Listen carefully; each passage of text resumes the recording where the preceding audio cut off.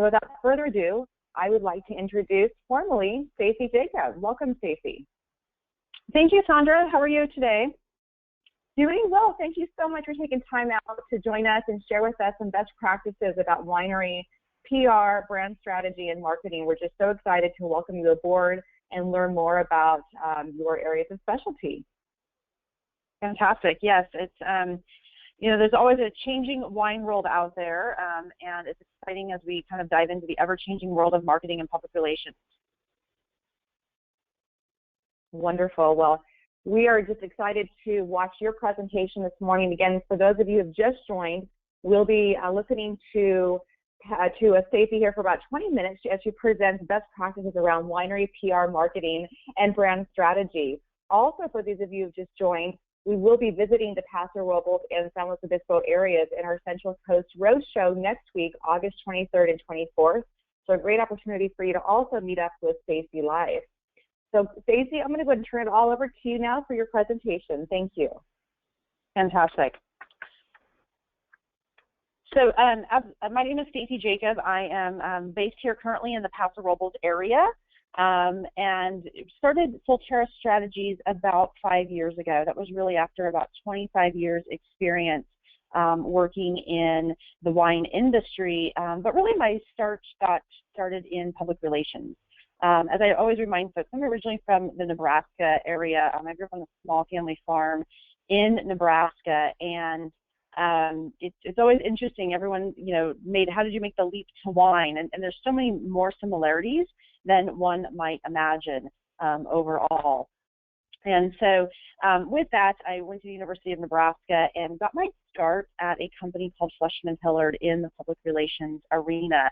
The focus there was, really immersing myself in so many different aspects of what was happening in the wine, not in the wine, and just in public relations in general.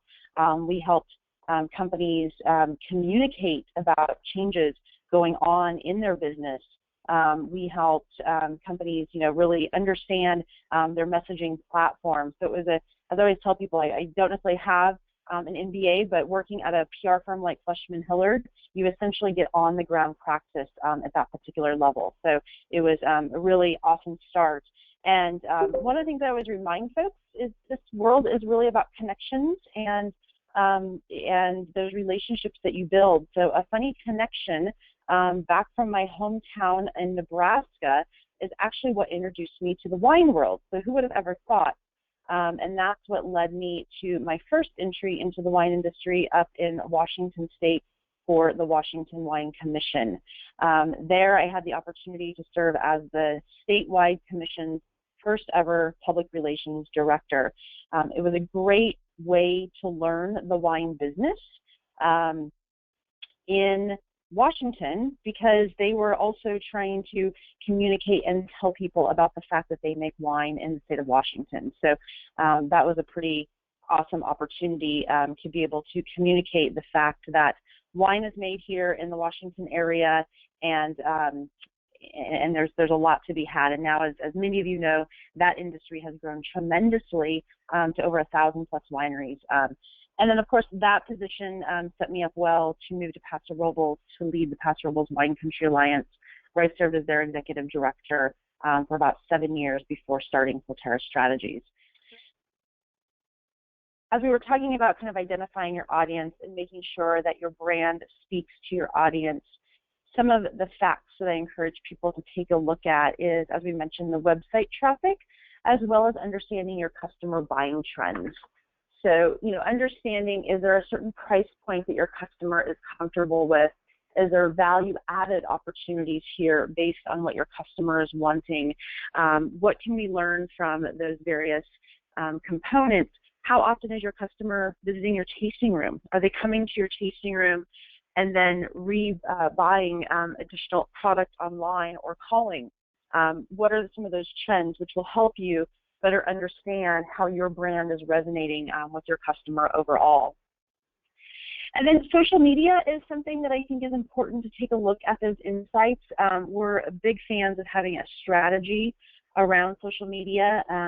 Social media is a tool that I encourage people to use these days. It is something that can create a lot of buzz. It's not necessarily something that will sell your product, but it is another noise generator. And as we know, there's a lot of noise out there these days, and we have to build meaningful messaging and engagement. And I think that's one way that social media can help engage and continue bringing more and more excitement into a specific brand if people get excited about certain aspects. Other stats to take a look at that are at your fingertips, your email list. How often do you take a look at how many people are on your email list? How do you acquire new names into your email list? Do you ask people to join your list? It's always shocking to me how often people are just willing to give their email addresses to folks. And how are you engaging in that audience and in that conversation with folks?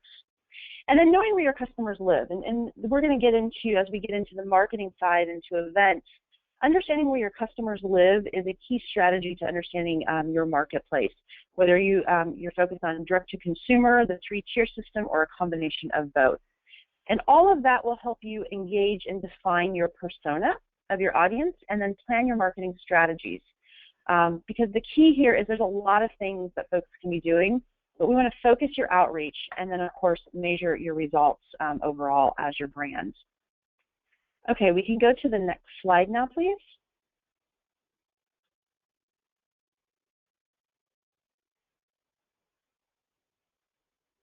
If you go back one slide. So I wanted to just do a little overview on Adelaida Sellers, which is one of the clients that we've worked with in redefining really their label design, which really has helped redefine their brand. One of the things that we took a look, you've got a 25-year-old brand here with Adelaida, and great wine in the bottle, fantastic estate, a really great story in terms of the family history of how they came to the area, the site selection for their various vineyards, but the message on the label didn't really resonate overall. You had some fans that loved the faces, but the message on the label didn't even resonate with the winemaker and the owners as a whole. And so we did really a deep dive exploration with Adelaida and interviewed all their key stakeholders, helped understand what the brand was about, and it kept coming back to this one thing of Adelaida. Adelaida in this area there's a place of Adelaida. There's a road Adelaida. They've created a brand out of Adelaida. And so what we kept realizing is that Adelaida Sellers needed to own the place of Adelaida because it was so much wrapped into who they were and what they were as a brand. And so one of the things that we, in this exploration, started working with a designer, which we are not designers, started working with a label designer, going through this process. And if you go to the next slide, you will see that we were able to really change the motif of their brand, bring back the classic history of who Adelaida was, and be able to really own the message of Adelaida.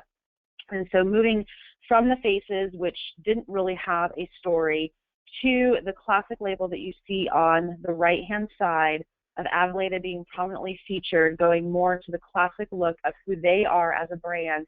And the pencil drawing that you see is actually the place where this picture was taken from. And so it really starts to resonate and bring all of those elements together.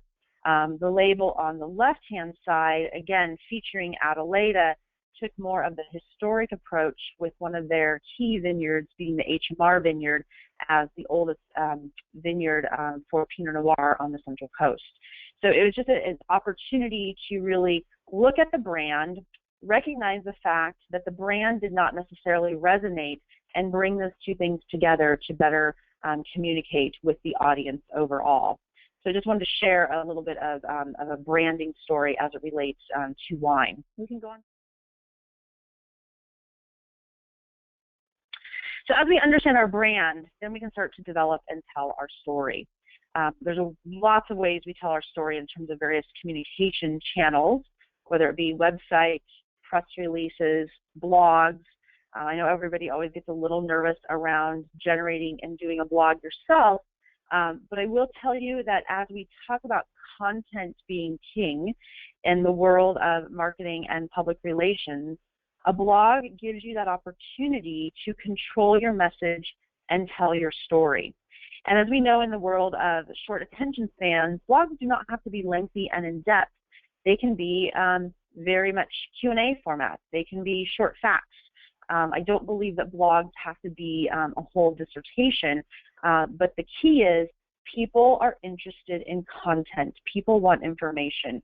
We're in an information-based world, and so a blog gives you yet another way to control and tell your story in a really unique and genuine way.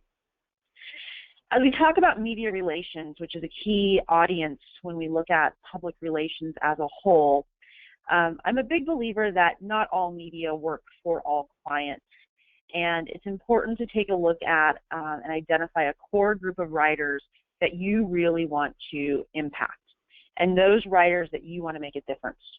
Because what I'm going to encourage you to do is identify those 25, 30, 40, 50, however many it is for your particular brand and product, and get to know those writers.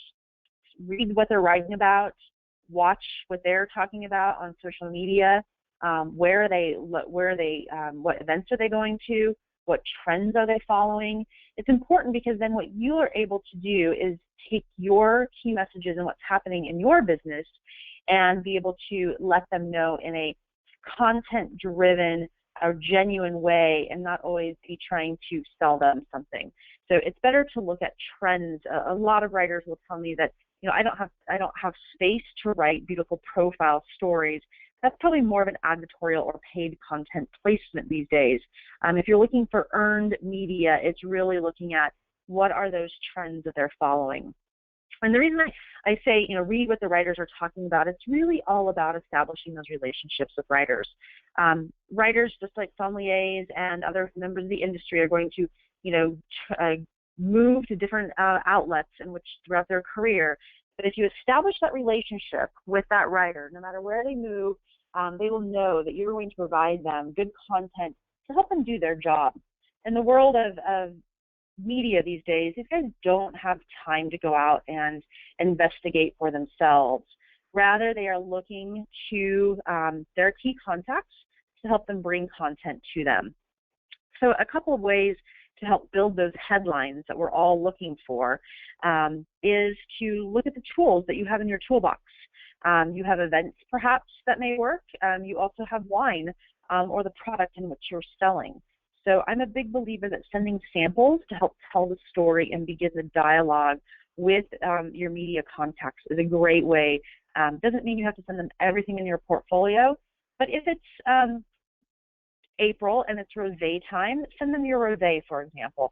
I can't tell you how many rosé stories that we saw this summer. Top 10 rosés, great rosés, the trend of rosé that's going out. That's just one example of a way to help get your brand on the radar of these various writers. The other thing as we talk about media is there are so many different facets of writers. We're way beyond just talking about wine to the wine media. You definitely have the traditional wine media that's talking about wine, but now we have lifestyle media who are all looking at how wine pairs with food, how wine is part of a healthy lifestyle, just the overall aura of wine in general. And then, of course, you've got the travel writers, and especially as we look at the importance of direct-to-consumer marketing, to be able to get your brand associated with a travel writer and get looped into those roundup stories. As we all know, a travel writer, when they come to a destination, they're going to probably visit 3 to 5 wineries. If you can be one of those wineries in which to get your story picked up, you become part of the itinerary. As somebody researches when they're coming to Lodi or Paso Robles or Walla Walla and they look at travel stories, what an awesome opportunity. That's the kind of content that will stick around and be a very, very long-term content for folks. Then, of course, you have your local and your regional writers. It's important they are all looking, you know, it's harvest time as we are, everyone is getting ready and some people have already started picking. My email box has started flooding in with writers asking about who's the first to pick, what's going on, how does the harvest look? Again, an opportunity to tie into local and regional news aspects. And finally, bloggers. I want to give a big plug for bloggers. You can have your own blog, as we spoke about earlier in this slide, but also looking at the blogger community as a way to generate content and create more brand impressions for your story. It's a great opportunity. Again, that content lives out there on the web, and it will also become a catalyst for helping to increase your traffic and exposure on your digital marketing platform. So as we look at how, I believe public relations plays a big part in terms of your overall strategy and being able to tell your story. We can go on to the next slide, which can just show some different examples of headlines that are generated. I mentioned this travel article. The article that you see on the right-hand side, Pastoral Robles Evolves into a Wine Lover's Paradise, was in Oakland Magazine. This was a great example of a freelance writer who, of course, got a last-minute call from a magazine, had been to Paso Robles on a familiarization trip about 4 years ago, reached out and said, what's new? And that was a way that this story evolved, essentially. So again, it goes back to the relationship with the writer, knowing what they want, giving them news content to be able to help fulfill their need. And we were very excited as several of our clients obviously got mentioned in that particular piece. As I mentioned, wine samples as a tool. You can see in the middle the Adelaida Rosé being featured. That was from Meredith May in her publication, A Tasting Panel. Again, another tool to create the dialogue with a writer of being able to send out samples. The story on the left, where it says Family Blends, is featuring Amavi and Pepper Bridge Winery. This is an example of the winemaker being on a sales-focused trip in New York, carving out an opportunity to host a couple of writers for lunch, being able to communicate the story, and 4 months later an article appears in Global Traveler magazine. So it's the reason I give some of these examples of how these things came to fruition is, again, looking at when you're on sales trips or you're in the marketplace, making sure that media is another part of the audience that you're trying to reach out to. And then the great story, Winemakers Turn Distillers. This is a trend that we're currently seeing right now, where you've got the wine industry being the backbone of other niche industries happening. And this is demonstrating a new product that was really derived by using the free-run juice from the wine industry into a whole new product line of refined distillery. We can go to the next page now. This slide here just shows how some brands will take these public relations results and create a sales sheet to be able to give additional tools, whether it be for their in-house marketing folks, for their sales folks, and we'll see a little bit later how some of these different accolades are used. But this is a great way, again, on how to merchandise the public relations results that you are getting, to be able to use that through your multiple channels, whether it's training, giving your tasting room personnel some earned media credibility to be able to add additional talking points to their experience with the guests, or to your sales team who's out in the marketplace, just more ways to continue touting how your brand is being recognized through earned media and that garnering that third-party credibility. We'll go on to the next slide, please. So we're going to kind of move into marketing. So we've talked about kind of knowing your brand position, understanding your audience. Now we've defined our message and telling our story. And now it's really about bringing all those things together and the communication between your audience and your brand in the marketing platform.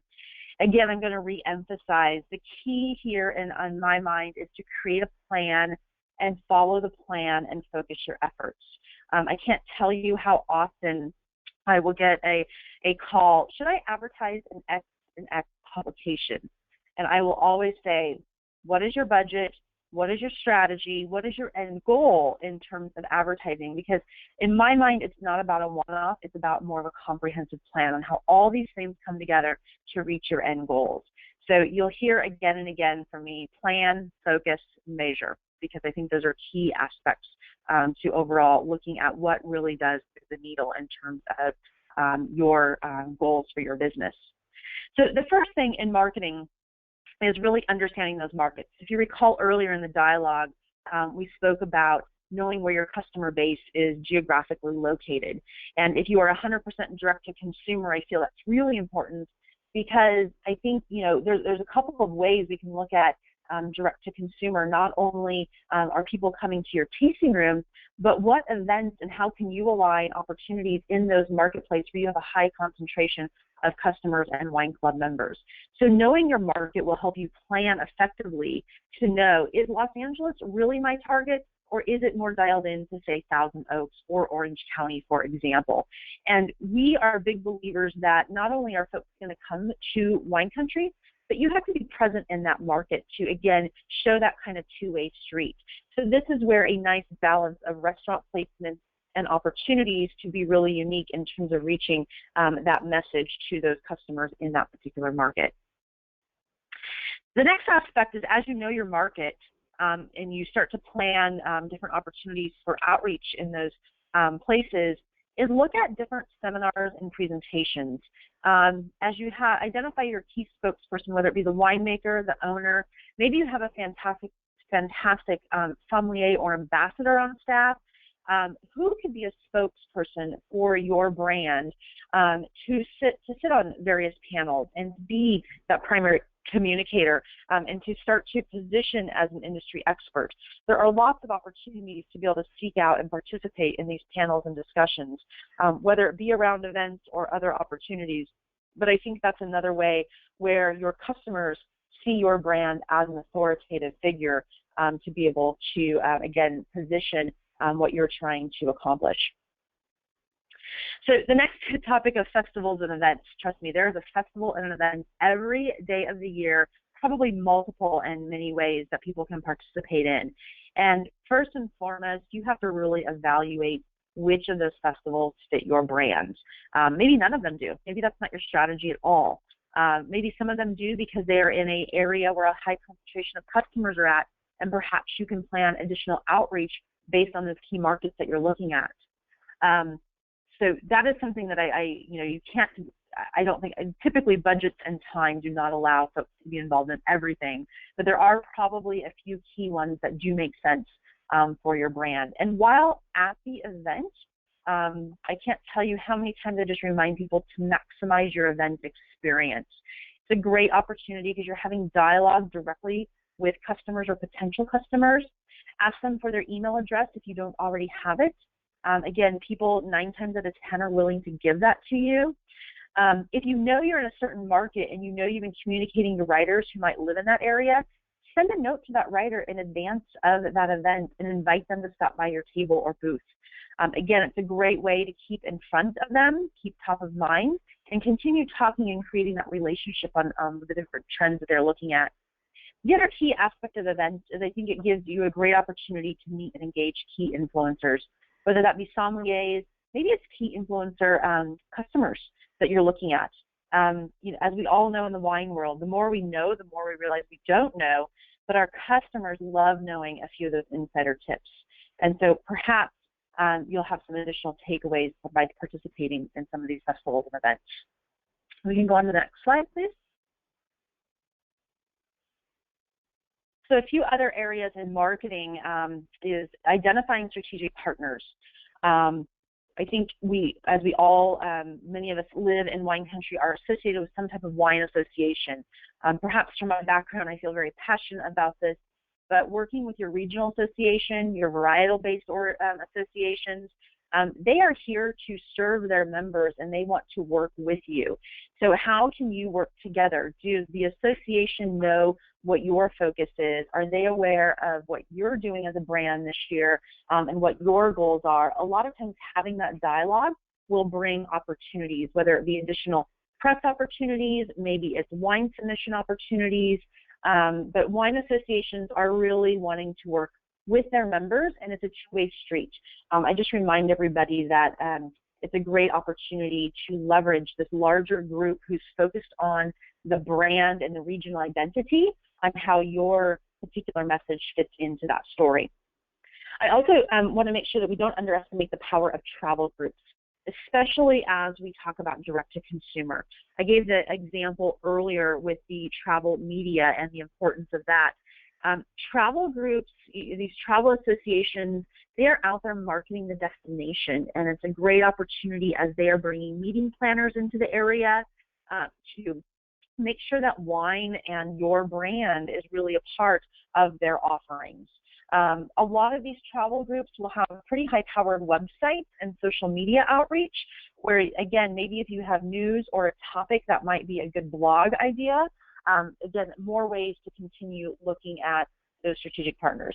I'm sure there are other strategic partners that may be of interest to you. There are sommelier groups, there are restaurant groups, there are chef groups.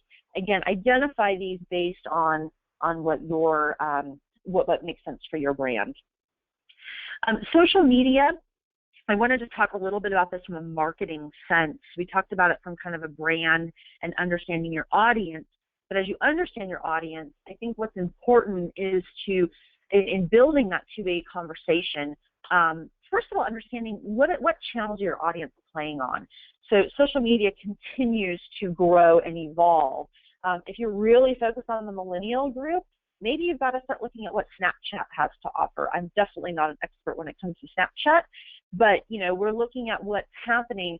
Who would have thought the Pokemon phenomena that's taking off would be so powerful when we look at what's happening out there? But what can we learn from Facebook, Instagram, Twitter, and all the other different channels? First and foremost, figure out what channels you want to play on. I highly recommend Instagram as one right now because A, I think it's really evolving, but B, we are in such a visual, based on the vineyards and the wine, we're a very visually driven type of industry. And so it's really easy. Everybody can become a social media expert, but channel that opportunity. So if you have a certain hashtag that you want to communicate, is that visible to folks? Do folks know what that's about? Some people are integrating their social media feeds into their websites for that organic content generation overall. One of the other pieces that I also recommend is creating a strategy around your social media. So one of the very simple things because the strategy will also help create content. We took a client who was just organically doing social media, and we put together a strategy. So every day of the week would have a different theme associated with it, and we just worked the plan. And it was really interesting what we saw, because Fan Fridays, for example, would be a huge engagement factor. But Tasting Tuesday, I think everyone's working on Tuesday and didn't have time for social media, and we could really see the engagement as we created this trend. But overall, we were able to increase their reach by over 200% in terms of the data analytic points on social media. So I'm not saying social media will help you sell products. I'm saying it will help build and engage your audience. And it's another way, another channel where your earned media, you can take and merchandise that through those channels as well. And finally, I wanted to talk a little bit about awards. I think awards is something that, we know there's wine competitions out there. There's now travel awards, sustainability awards, business awards.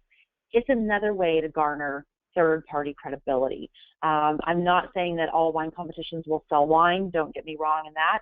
But again, understanding, is there a relationship base that makes sense to be part of that wine competition? Is there a regional hook that will work as to why you want to be part of that wine competition?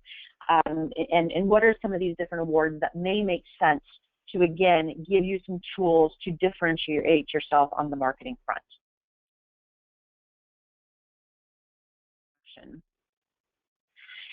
One of the case studies that I wanted to showcase was the Sunset Travel Awards. They launched this awards program in 2005.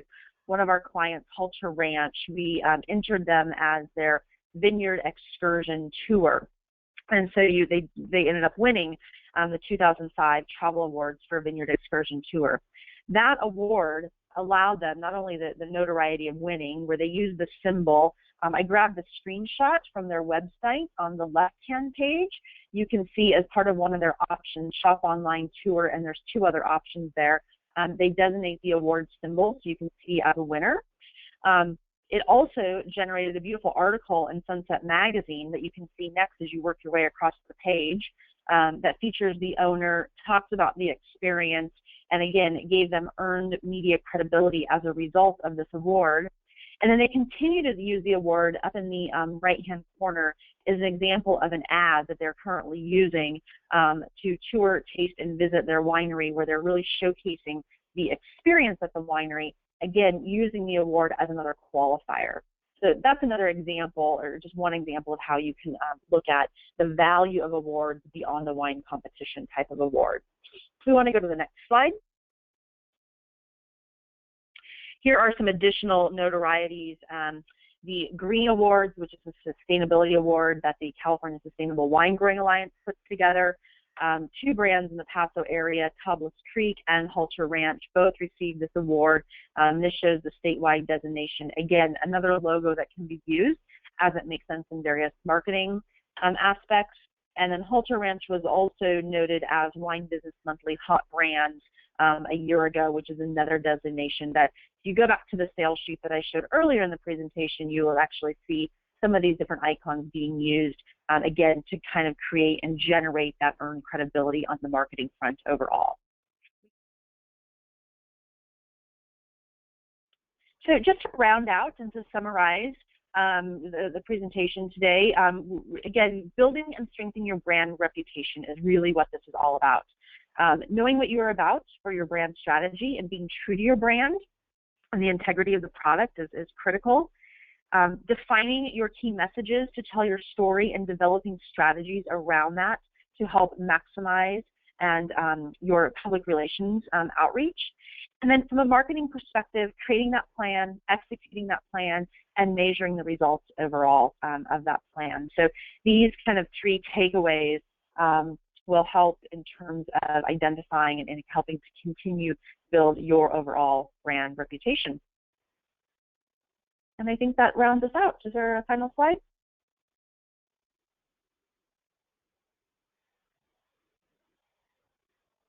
Fantastic. So with that, I appreciate, thank you very much for your time. Look forward to questions and furthering the conversation. Wonderful presentation today. I just can't thank you enough, Stacie, for your time, for sharing your expertise and insights. The case studies especially were just so valuable in helping wineries of various sizes understand how to maximize use of earned content and unique storytelling to gain interest from the consumer audiences through PR and media outreach. So again, thank you so much for taking some time out. For those of you who have joined us today, now is your opportunity to ask some questions. So I'm going to go ahead